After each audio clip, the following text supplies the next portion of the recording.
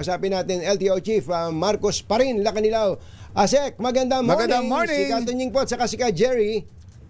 Good morning po, Katunying, Ka Jerry. Magandang umaga ho sa lahat ng nanonood, nakikinig sa inyong programa. Kayo nga pala kung na, 10 months? 10 months na ba kayo dyan o 9 months? Wala pa po. Bali, October, po pumasok almost 8 months po. 8 months pa lang pala. 8 months pa lang. Tapos ganito nakadami ang mga binawi niyong lisensya saka sinuspending lisensya. Ano po mga nito? Ano mga karaniwang mga kaso nito? Opo, iba't iba po yung mga kaso niyan, sir. Merong kaso tayo. Unang-una, yung mga nangyari na mga road rage. Pangalawa, yung mga nagkaroon ng mga violations. Pati nga po yung may mga blinker na nadamay na rin po yan. Yung mga nagkaroon ho ng mga iba't ibang violations, especially yung mga nasa public utility vehicles, yan, kasama rin po yan. So halo-halo na po, inabot po kami ng 1,100 to be exact. Ang natanggal lang po namin ng driver's license, kompleto po yung detalye yan.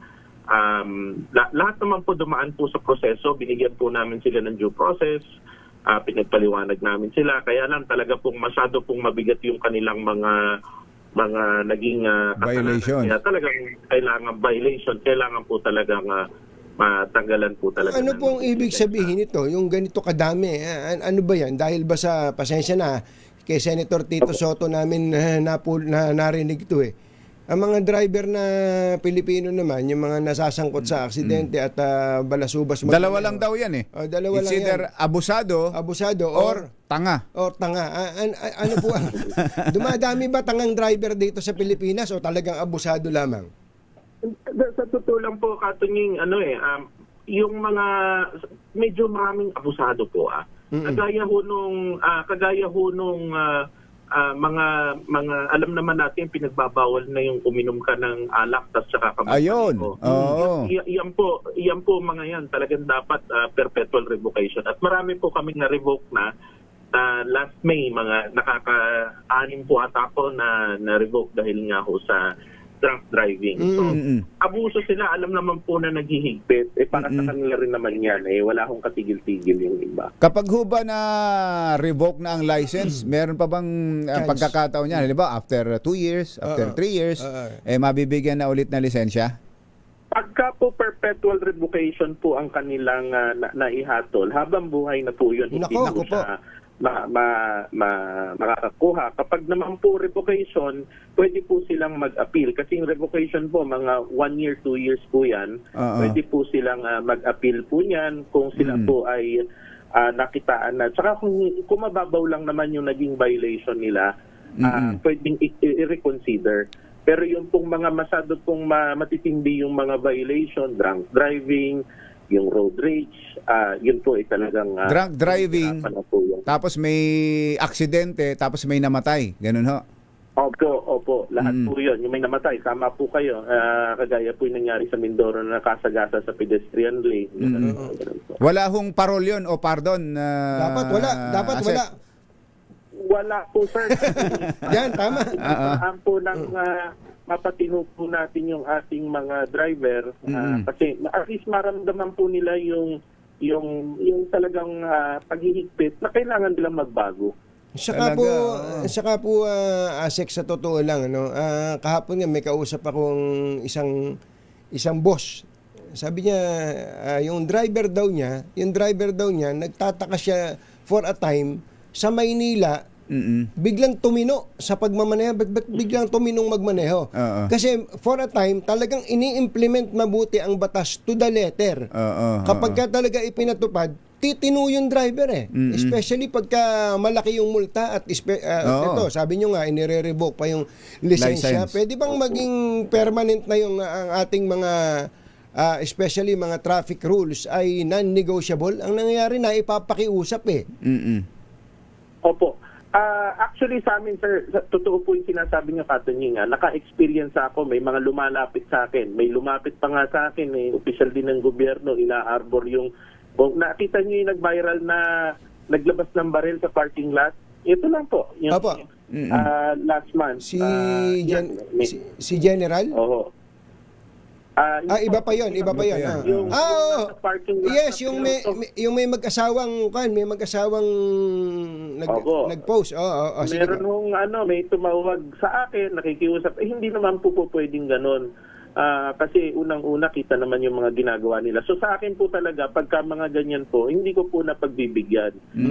Meron ako minsan natutulungan, kagaya nung nangyaring mga truck driver na dalaglagan ng gulong sa kanyang truck at bumitaw yung welding ng spare tire na hindi naman niya kasalanan. Previously na napatawan ng revocation kasi nag-demerits na.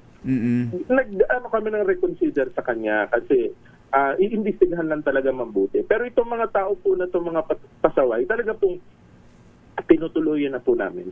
Oo. Doon sa mahigit ilan yun, 1,100. Ano hong most common, yung pinakakaraniwang violation sa mga driver?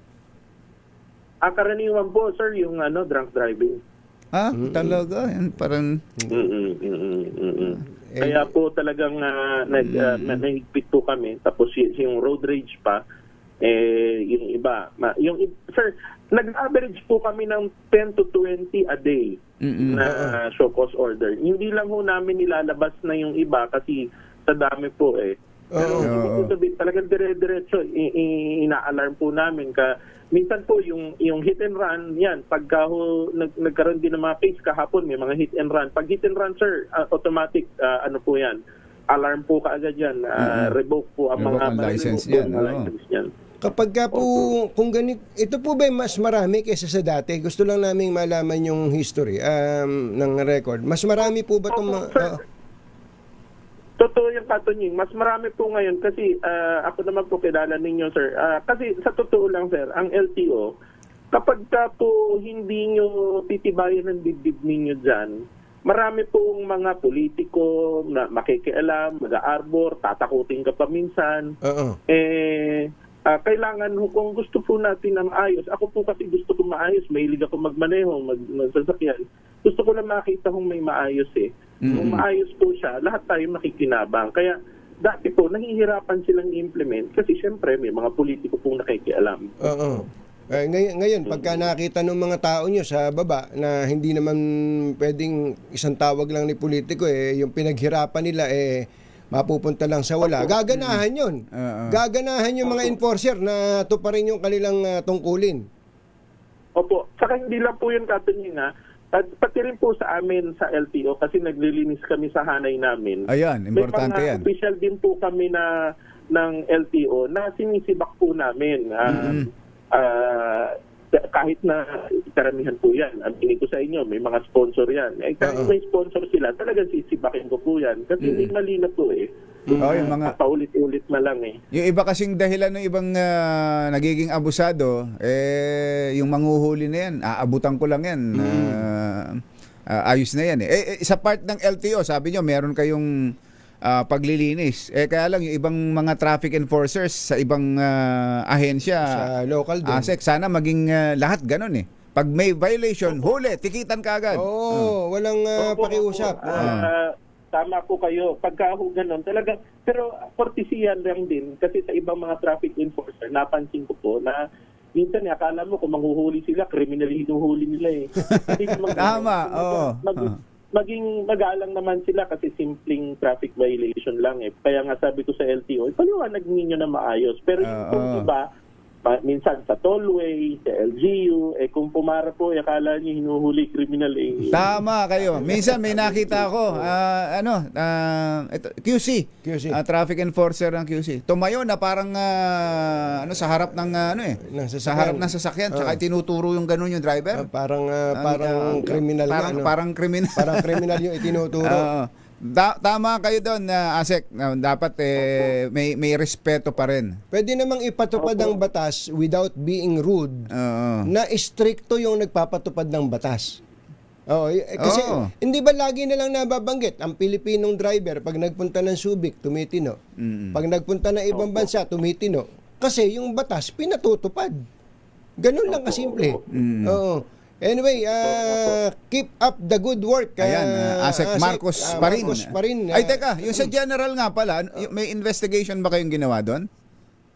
Sir, hindi po kasi pumasok sa jurisdiction ko. Gawa nung yung general, hindi galing sa sasakyan, galing sa bahay niya. Pero kung yun po galing sa sasakyan, mapapasok po sa jurisdiction ko, makakagalaw ako. Hindi po pumasok sa akin eh. Yun hong, Inaras lang niya yung motorista, yung nag-upload, yung nag-video. Opo. Hindi ho nag-file ng complaint, hindi ho nagfile ng complaint sa inyo yon, yung driver. Hindi po eh. Hindi po eh. Tsaka hindi rin po siya makakapag-file sa amin. Gawa po ng, yun nga po, yung matanda. Hindi naman galing sa sasakyan. Opo. Pero kung yun po galing, yari po yan. Saka yung mga driver din naman, ito naman hindi naman para i-condemn yung biktima dito. Biktima yung driver dito eh. Siya ang pinagpakitaan ng baril. Pero Si vlogger. si vlogger, matuto naman tayong rumispeto dun sa driveway. Pagka driveway, 'di ba? Kaya nga sabing daanan niya pagka hinarangan mo yan tapos ayaw mo umalis. Magiging mitya talaga ng basag ulo eh. Saka basic naman po yun, hindi po Asek sa mga tinuturo sa ng LTO. Tama po kayo. Nangyari rin po sa akin yun ng linggo. Yung driveway ko ay narangan. 15 minutes kami nag-aantay. May alis nila.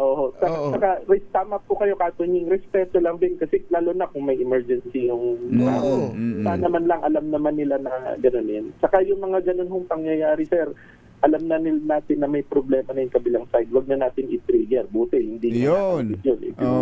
Kung nakalabit niya yun, pinagkukwentuhan na lang siya. Talaga. Tama. Wala nang vlog. Wala nang content.